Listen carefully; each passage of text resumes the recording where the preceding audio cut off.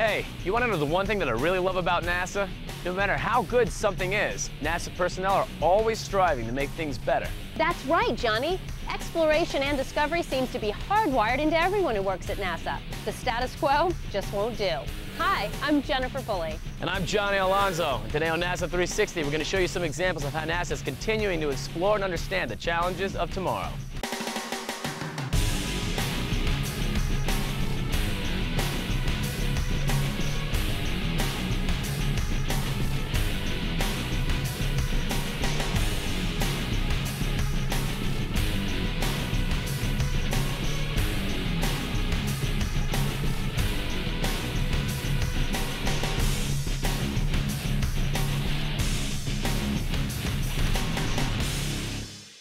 All right, so as I just said, at NASA there's this intangible quality that many of the people who work here have. Let me explain. Everyone seems to have this passion to take on these complex challenges and solve them. The perfect example is right behind me. In a recent episode, I showed you how researchers were working on new hardware that may one day be used in space.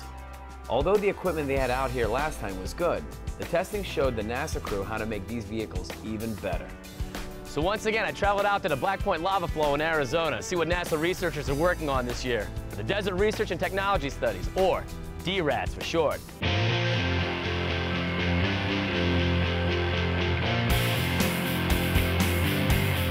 Since 1997, NASA researchers have been conducting the DRATS field tests.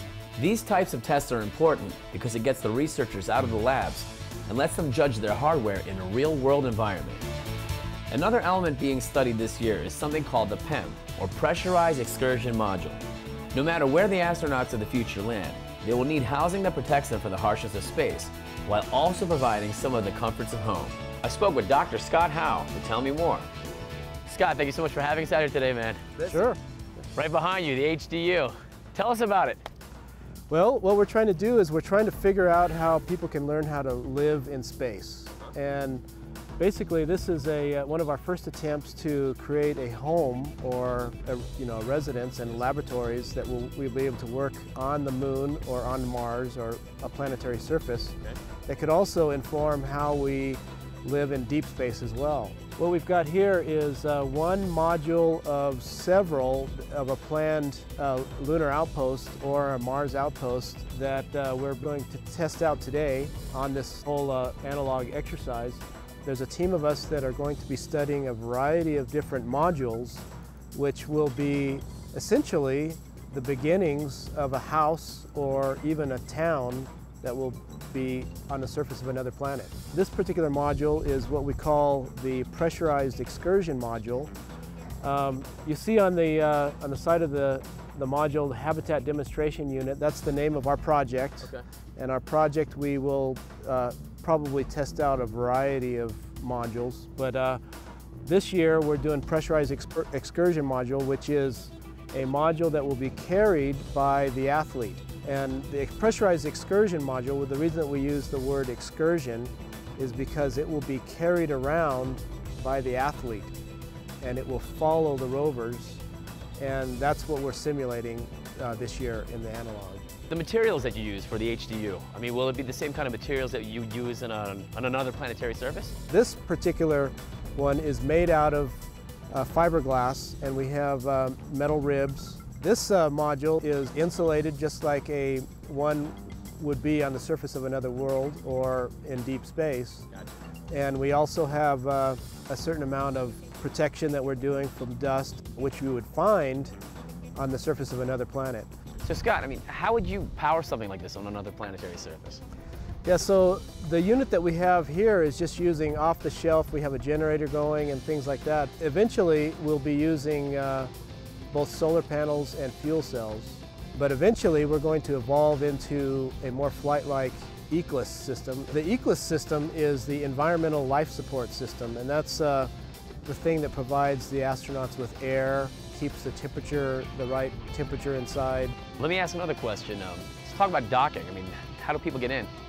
Yeah, so there's a couple of ways to get in. The major form of what we call egress or ingress is through the rovers, where the astronauts will dock their suits to the wall of the rover and climb through the back of the suit to get in and out. However, on the PIM, we have an airlock that's right here on the end where they climb up on the what we call the EVA porch into the airlock, pressurize that airlock with air to get in and out. Wow.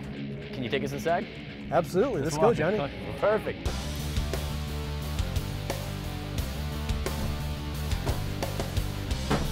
Oh, wow. Oh, this is cool. It's nice and cool in here. Yeah, it's great. So yeah, where are we right now? So right now we're in the airlock, Yeah. and you can see there's a grill on the floor. This is part of our dust protection, where we have the crew come inside and they stomp off their feet. There will be an air shower. Okay. Also maybe a vacuum cleaner that they can kind of clean themselves off a little bit. What's going on here? Can we go inside? Yeah, sure. This is how we enter into the module right here. We go through here. Yeah. And we've got around the perimeter of the module is a series of workstations that we've been putting together. A lot of teams have done a lot of work on this. Sure. Over on the side here, this is the suit maintenance workstation. Okay. Where we'll be able to bring the suits inside and work on it. You can see just to the side of that is the hatch. Mm-hmm. The hatch is where the rovers will dock, and they will be able to just pass right through and pass right on into the rover. Very nice.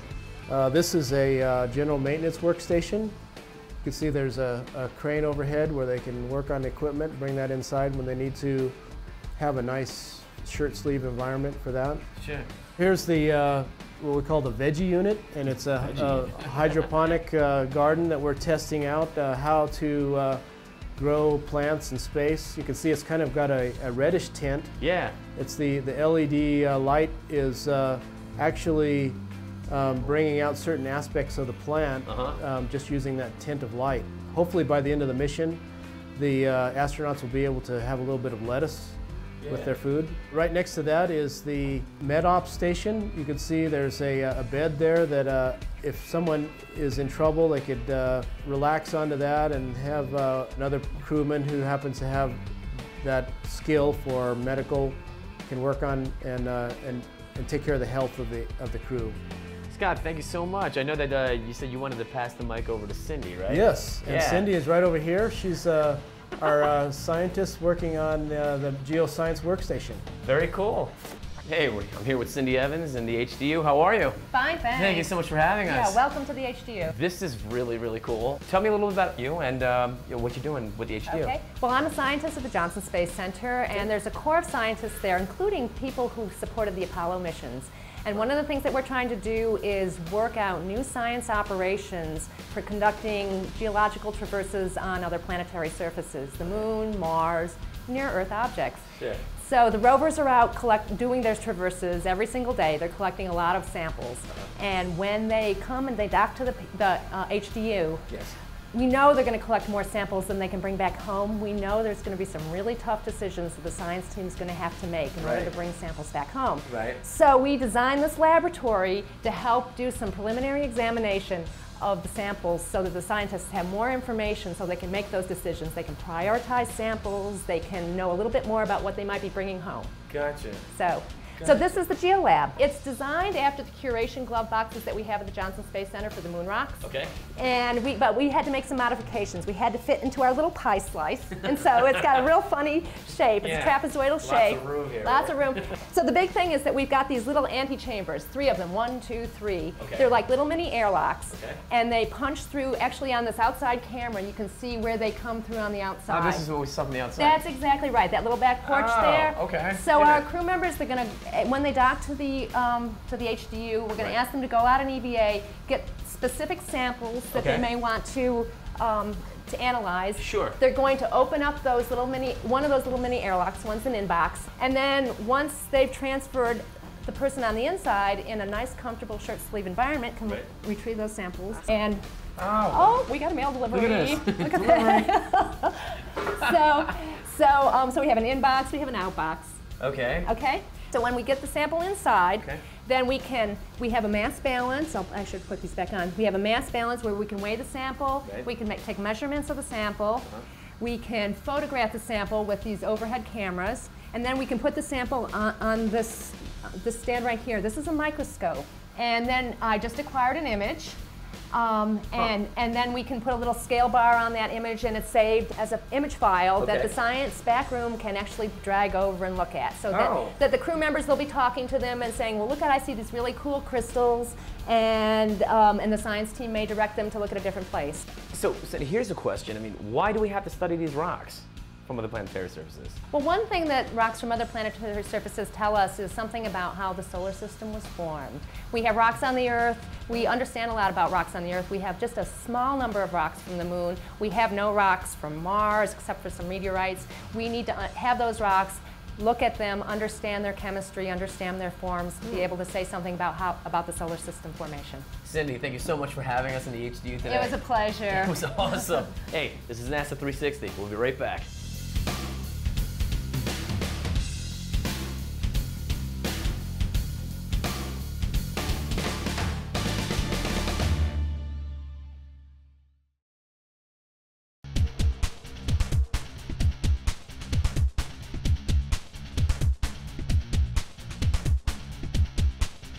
Of course, every year at DRATS, researchers attempt to expand their knowledge from previous years, and this testing season is no different. For this go-round, the DRATS team upped the ante and brought 2 rovers to help them prepare for future missions.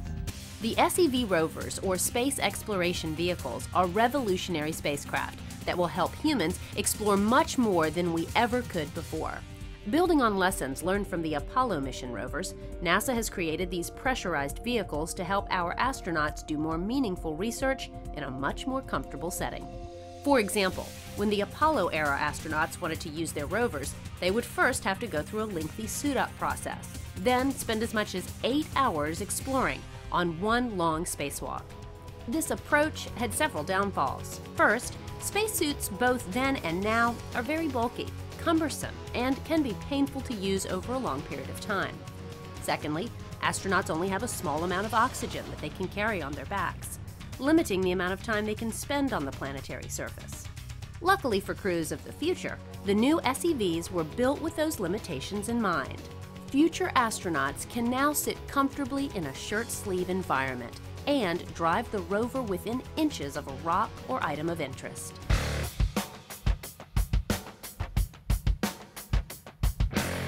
If they do need to get out and explore, they can simply climb through a hatch into a suit that attached to the back of the vehicle. Within minutes, they can be on the surface exploring. The process of getting into their spacesuits and out of the vehicle is now faster than ever, enabling multiple short excursions as an alternative to one long one. Of course, another huge benefit of the SEVs is the mobility they provide. Astronauts driving these vehicles can explore as much as 200 kilometers in any direction, greatly increasing the scientific opportunities during the mission. To help prepare for these future missions, planners at DRATS brought out 2 vehicles and crews to work in tandem with each other. Complex docking maneuvers, communication tests, and numerous other activities were done to help validate mission procedures and help planners find any unforeseen problems early on. Because all of this testing and experimentation is being done in the real-world environment here on Earth, mission planners can make changes and tweaks to the vehicles to make sure they are ready for missions into space. The same technology that will someday be used by astronauts in space could also lead to better, more efficient transportation back here on Earth, too. If you've watched this program before, you may have seen me talk about something called the athlete. Well, when we first saw it, it was just a small demonstrator. Now, with updated hardware, it's even closer to being flight ready. I spoke with Julie Townsend to find out more. Julie, it's good to see you again. Good to see you, my God, I think the last time we saw you was in Washington with NASA 360.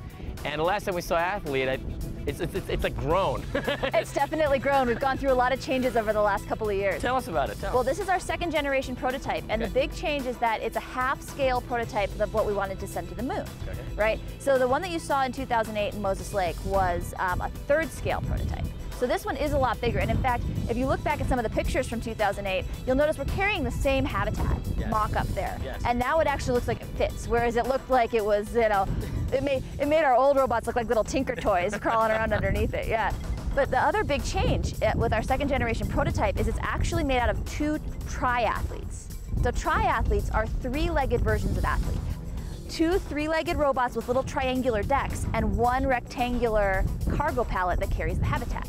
This allows us to set the habitat down on the ground and then drive the 2 three-legged robots away from it so that they can then go pick up another cargo somewhere else. Julie, tell us special features. What does Athlete have? Well, one of the things that you can see here, well actually that you can't quite see here, is that there's another joint of the leg tucked inside the first big thigh. Okay. And that allows us to stand up to a height of 14 feet to the cargo deck.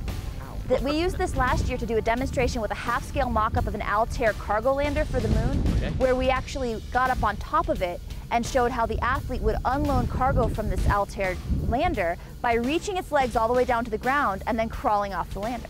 Any other upgrades since the last time? Well, it's got a lot more torque. It's a lot more powerful robot.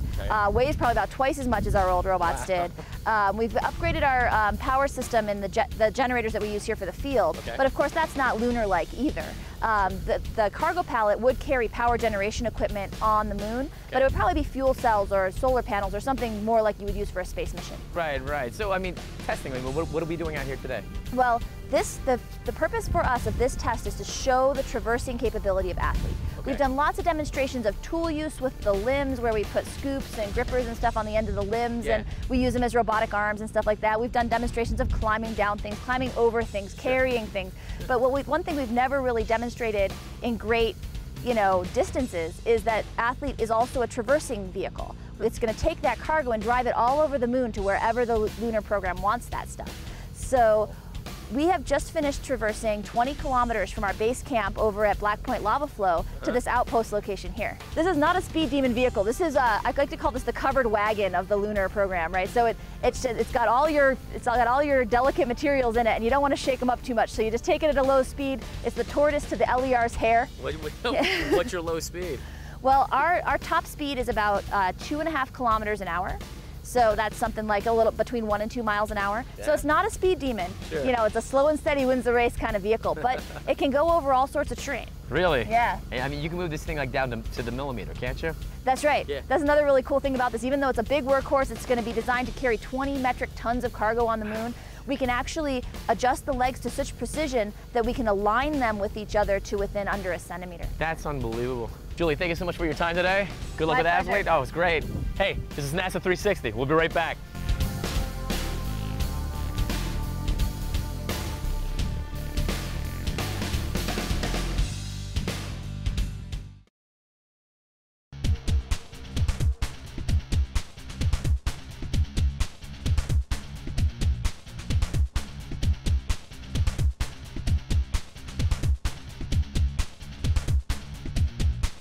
So in mythology, we've all heard of the Centaur, which is half man, half beast. Well, here we have the beast. Darby, where's the man? Or are you the man? I'm the man. How are you, man? Good to see you. Good to see you. Talk about this. Give us some information. You're looking at what we call Centaur II, Right on. our latest unmanned rover. Really?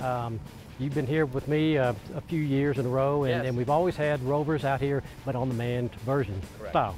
So what we're trying to do now is look at small, compact, maneuverable rovers that are unmanned for missions potentially that would be precursor missions, for example, that would go to various planetary bodies and do exploration, but wouldn't necessarily require a human in the loop. Now, how is this powered? Well, so in the center of the body, we've got a bunch of batteries. That provides all the power for the motors that control this robot. The drive motors are all located in each one of the wheels. Steering comes from a very similar motor design. Actually, all the motors and all the mechanisms that control those are identical. So it's a very redundant system.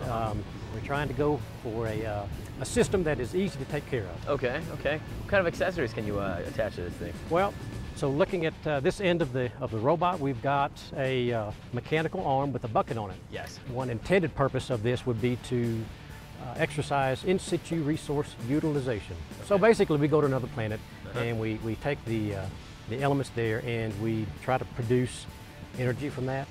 And so this bucket is one demonstration of how we would collect samples from another planetary body and actually do something with them. Another example would be a Robonaut, very human-like, dexterous robotic device. The intent there would be to have this dexterous capability built into a mobile base, so you can send this unmanned rover to do very manned-like tasks on another body. Why would we need a robot that's shaped like a human? Well, it doesn't necessarily have to be shaped like a human, but be able to perform like a human. All right. Humans have a lot of special capabilities, and if you're going to go to another planet to do exploration, a human would bend over, for example, pick things up, hold it in their hand, do a visual analysis of what you've got, and so a robot that's very human-like can do those very same things, but without the dangers, the inherent dangers involved in sending a person to that other planet. So the robot can use camera systems that determine what it is it's looking at and make some assumptions and think for itself, basically. So it simplifies things for the control. Where would Robonaut go on the Centaur? Well, so you can see an awful lot of real estate, flat real estate on top of the vehicle. Yes. Various payloads could go there. Robonaut itself would go in a location similar to where the bucket is now. Actually, it can go on either end. It really doesn't matter. While we're out here, we thought we'd experiment and try various things, test out the vehicle, test out various implements that are on there. So it could actually go on either location, but its design location is on the front of the vehicle. Oh, no kidding. So we've got 4 wheels on the ground. Yeah. Each of those wheels can lift up and push down so that we can change the ride height of the vehicle. It lets you go over rough terrain much easier. But in addition to that, with Robonaut being on the front of the vehicle, basically it's like a human being on the front of the vehicle. Right. And we can actually tilt the body up or down. Oh, wow. So it makes the range of motion of the robot much higher and much lower. So it can do high-level tasks or stuff down on the ground. Yeah. It just makes it much more capable. All right, so once this lands on a planetary body, I mean, what are we looking at lifespan-wise? I mean, weeks, months, years? Well, the intended design life cycle would be at least 5 years. That's what we're really shooting for. Really? So, so you really want your stuff to last a long time. And you never know, we might run across a gas station up there. Maybe somebody landed there first. I don't know. Darby, it's been a pleasure. Thank you so much for your time. You're certainly welcome. See you again, right? Definitely. I hope so. Third time around. Yeah, you're right.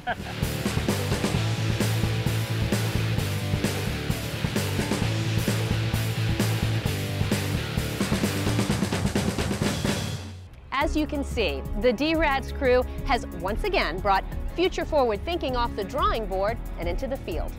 Hey, thanks for watching. For Johnny Alonso, I'm Jennifer Pulley, and we'll catch you next time on NASA 360.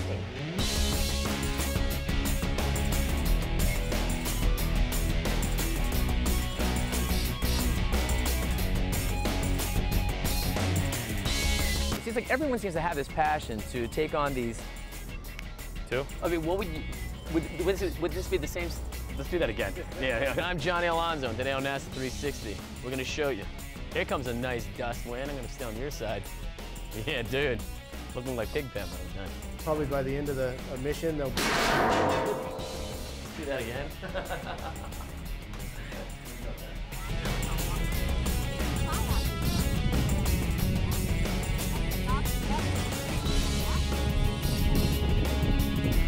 For this go-round, the DRADS team upped the ante. They used 2 rovers.